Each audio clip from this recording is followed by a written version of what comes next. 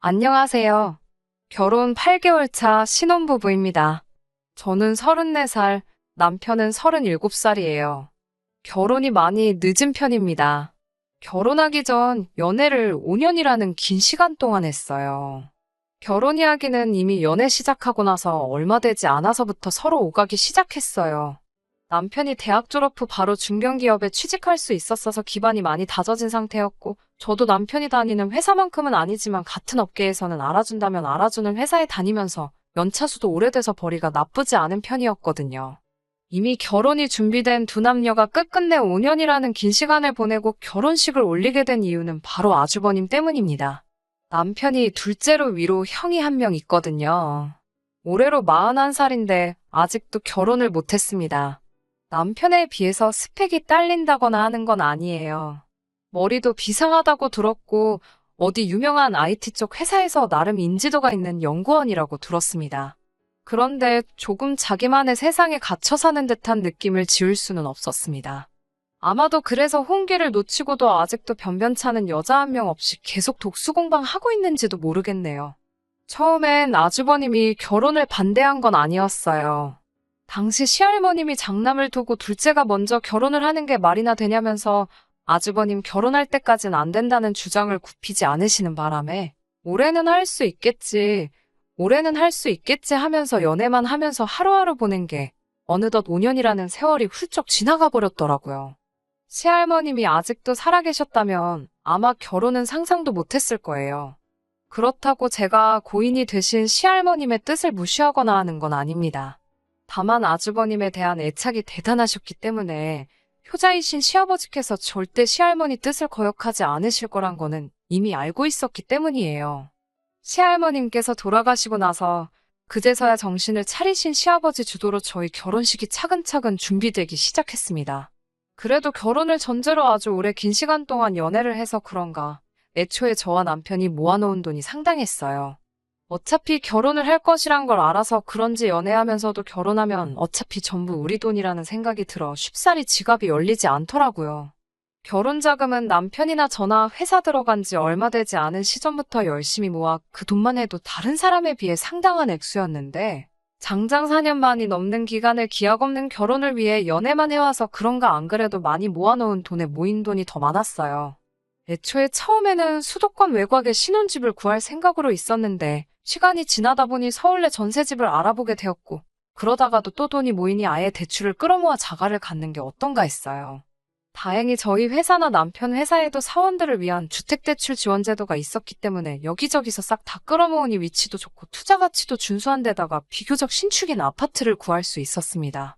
아무튼 이렇게 결혼식이 일사천리로 진행되고 있던 가운데 시할머님의 뜻을 이어 우리 결혼을 반대하는 사람이 하나 있었는데 그게 아주버님이었습니다. 여태까지 기다렸으면 좀 더 기다려보지 그러냐라는 말을 시작으로 저희가 자기보다 앞서 결혼하게 된 것에 대해 기분 나쁜 마음을 숨기지 않았어요. 하지만 다행히도 이제 시할머님은 계시지 않았고 무엇보다 이제 실질적으로 집안의 가장 큰 어른이신 시아버지의 주도로 진행되는 결혼식을 막을 수 있는 사람은 아무도 없었습니다. 시어머니가 아주버님 눈치를 조금 보면서 저희한테 아주버님 편을 들며 여태 기다린 김에 조금 더 기다려보지 않겠냐 제안을 했지만 당연히 받아들여지지 않았습니다.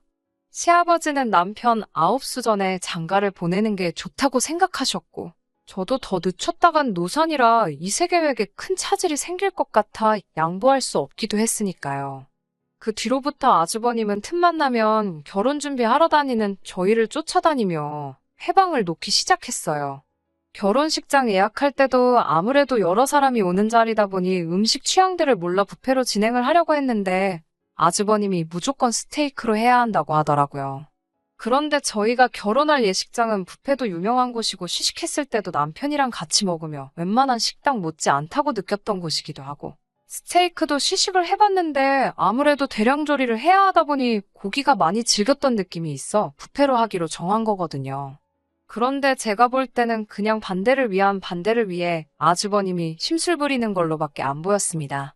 누가 부르지도 않았는데 굳이 따라 나와서는 저희가 내리는 결정마다 무조건 반대를 하기 시작했어요. 예를 들면 뷔페와 스테이크가 하나고 또 하나는 저희가 신혼집에 쓸 가전제품을 보러 가면 엘사 걸 보고 있으면 S사 것이 좋다고 하고 S사 것을 보고 있으면 엘사 게 좋다고 하고 뭐 이런 식이었습니다.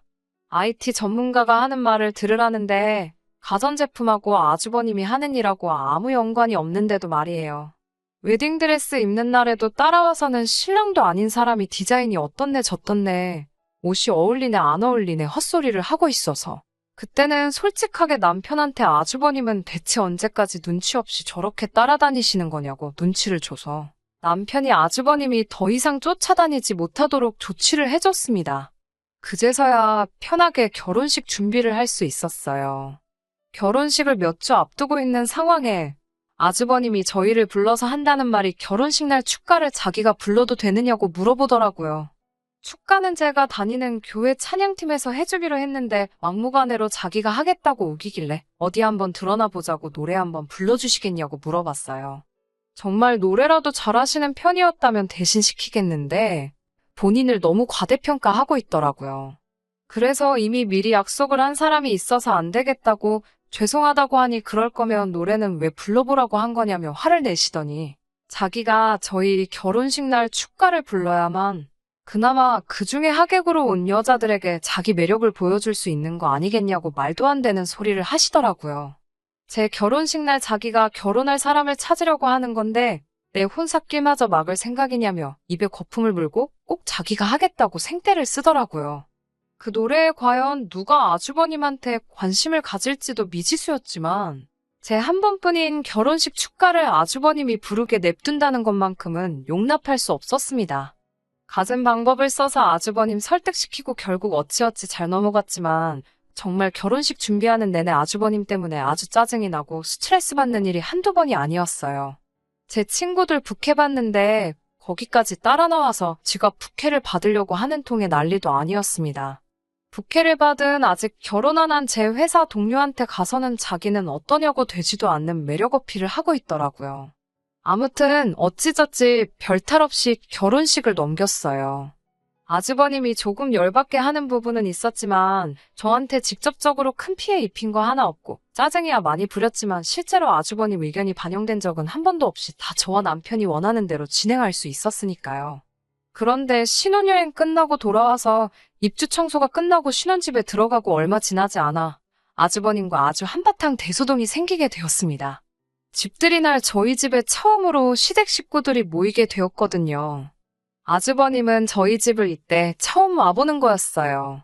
그런데 아파트 시세를 검색해봤는지 집들이에 오자마자 저희 집 살 때 사용한 통장 내역을 꼭 봐야만 하겠다고 하더라고요. 말씀드렸다시피 저희가 아주버님 때문에 연애를 길게 하느라 정말 양가 지원 하나도 받지 않고 두 사람만의 힘으로 마련한 집이거든요. 회사에서 대출 지원도 해주고 저희가 개인적으로 받은 대출도 있었기 때문에 생각보다 조금 넉넉하게 자금을 만들 수 있어서 혼수까지 정말 양가 어른들의 도움 하나도 없이 마련했다고 설명해줬어요. 그런데 아주버님은 그걸 믿지 않더라고요. 장남인 자기가 결혼을 아직도 못했는데 어떻게 이런 집을 해줄 수가 있느냐고요. 혹시 자기가 지원받아야 할 돈까지 전부 받아서 집을 구한 거 아니냐는 식으로 의심하더라고요.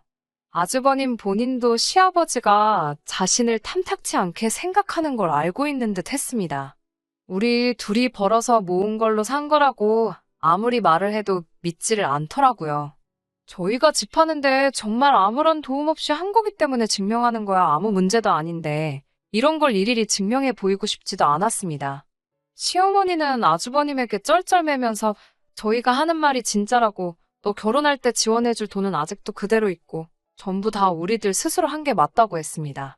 그랬더니 곧바로 태도를 바꾸면서 자기가 아니었으면 이런 좋은 아파트를 자가로 구했겠냐고 전부 다 자기 덕이니 고마워하라고 은혜를 갚으려면 나중에 자기한테 외제차 한 대쯤은 뽑아달라고 하더라고요. 그 자리에서 남편도 기분이 많이 상해 보였지만 저는 정말 화가 머리 끝까지 났어요. 생각해보세요. 제 나이가 이제 34입니다. 지금 남편하고 결혼까지 했으니 다행이지 그렇게 연애만 길게 하다가 헤어졌더라면 저는 결혼 시장에서 경쟁력이 없어지잖아요. 시할머님 돌아가시고 허겁지겁 준비한 거라 사실 그렇게 준비할 시간이 넉넉했던 것도 아니고 준비하면서도 그렇게 회방을 놓았었잖아요. 결혼식도 부르고 싶은 사람 정말 많았지만 코로나 때문에 하객도 많이 부르지 못하고 평생에 한 번 가는 신혼여행도 해외로 나갈 수가 없어서 국내 여행으로 끝내야만 했었습니다.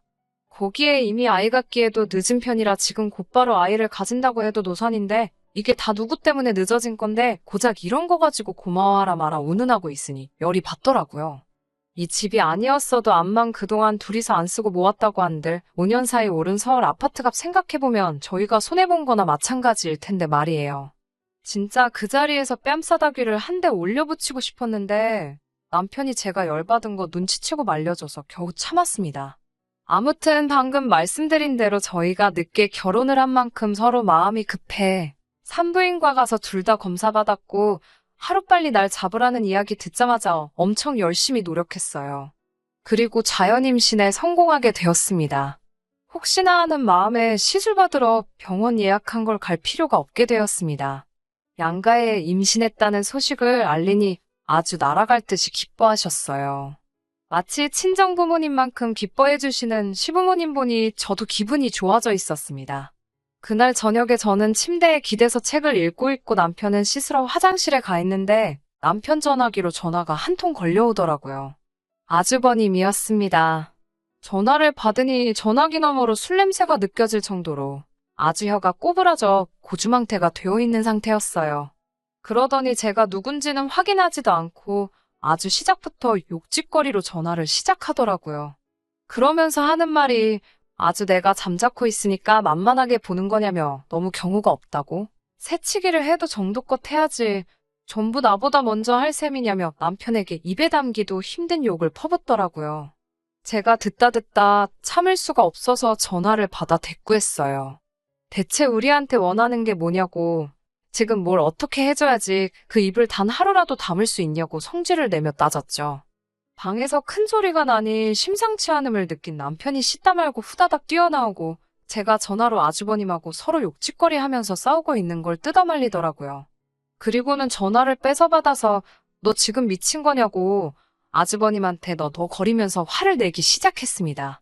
그래도 형이라고 제 앞에서일지라도 단 한 번도 형님 하면서 존댓말 한 번 낮춘 적 없는 남편이었는데 정말 의외였습니다.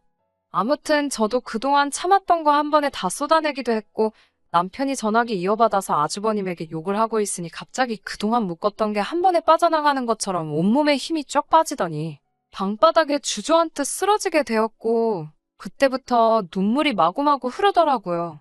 정신을 차리고 눈을 떠보니 병원 침대 위였습니다. 다행히 아이한테는 아무 일도 없었다네요. 스트레스 때문에 잠깐 혼절을 했던 거였어요. 병원에는 남편과 시부모님이 혼비백산한 표정으로 저만 쳐다보고 있더라고요.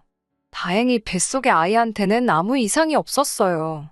그래도 조심해야 한다는 의사 선생님 말에 다들 안도의 한숨을 내쉬는 가운데 긴장의 끈이 풀리니 다들 그 화가 아주버님한테 향하더라고요. 남편이 그 자리에서 아주버님에게 전화해서 당장 와서 무릎 꿇고 사과를 하라고 언성을 높였습니다. 전화기 너머로 서로 언성이 커져 큰 소리가 오가니 아주버님이 무슨 말을 하는지 다 들렸는데 내가 왜 사과를 해야 되냐고 오히려 큰 소리를 뻥뻥 치고 있더라고요. 아주버님 말이라면 껌뻑 죽고 맨날 아주버님 마음 상할까 눈치만 보시던 시어머니께서 전화기를 뺏어들더니 아주버님을 향해 소리를 고래고래 지르시기 시작했습니다. 안 그래도 너네 할머니 때문에 순서 지킨다고 젊은 시절 다 보낸 애한테 미안하지도 않냐고. 그래도 꿋꿋이 기다려주고 마음 변하지 않은 것만 봐도 네 동생은 너 같은 놈이 평생을 걸쳐도 만날 수 없는 대단한 여자를 만난 거라고. 왜 결혼을 못하나 했더니 인간이 덜 돼서 못한 걸 자기가 몰라봤다며 결혼을 하던 말던 혼자서 알아서 살라고 앞으로 결혼이 되었든 자기들로부터 뭐 하나라도 받을 생각 하지 말고 한 달 시간을 줄 테니 집에서 나가 독립하라고 선언을 하시더라고요. 나이 40에 부모 집에서 얹혀 사는 놈이 잘도 장가를 가겠다고요.